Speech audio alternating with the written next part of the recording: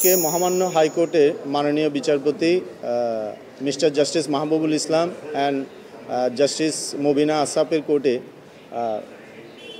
Criminal appeal number 5036 and 5037 of 2023 এই দুইটা মামলা শুনানি হয়। এই দুইটা মামলা ছিল, একটা ছিল আর্মস অ্যাক্টে যাবজ্জীবন সাজা দেওয়া হয় হাবিবুল ইসলাম হাবিব সহ সাতক্ষীরার সাবেক এমপি হাবিব ইসলাম হাবিব সহ 44 জনকে, এবং 5037 এই মামলাটা ছিল স্পেশাল পাওয়ার সেক্টর, এটাতেও ছিল হাবিবুল ইসলাম হাবিব সহ 44 জন।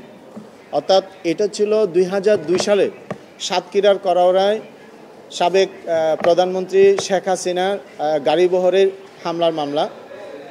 পদ্ম আদালত এটা নিম্ন আদালতে 44 জন আসামিকে যাবজ্জীবন কারাদণ্ড দেয়। আজকে মহামান্য হাইকোর্ট ডিভিশন সকল আসামিকে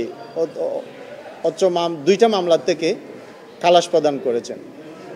রায়ে আদালত উল্লেখ করেছেন এই মামলাটা ছিল মূলত ম্যালিশিয়াস প্রসিকিউশন।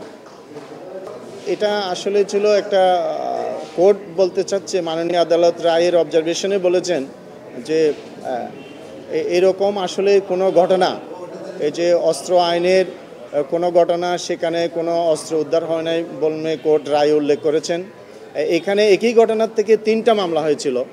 একটা ছিল প্যানেল কোর্টের আন্ডারে মামলা, সেটাতে আগেই my lord mister justice Mohammad Ali panel কোর্টের এই মামলায় অত্র আসামিদেরকে খালাস দিয়েছিলেন। আমাদের এই কোর্টে আসলো আজকে দুইটা মামলায়, একটা ছিল আপনার অস্ত্র আইনের মামলা, আর একটা ছিল স্পেশাল পাওয়ার সেক্টর মামলা। একই ঘটনার থেকে মূলত 3টা মামলা হয়েছিল। এখানে অনেক আইনজীবীও আসামি ছিল। সাতক্ষীরার কোর্টের বর্তমান পিপি সাহেবও এই মামলার আসামি, আমাদের হাইকোর্টের অনেক আইনজীবী ছিল।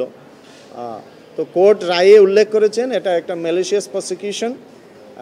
এটা আসলে বিগত সরকার কোর্টকে ইউজ করে এসব হয়রানিমূলক মামলাগুলা দায়ের করেছিল।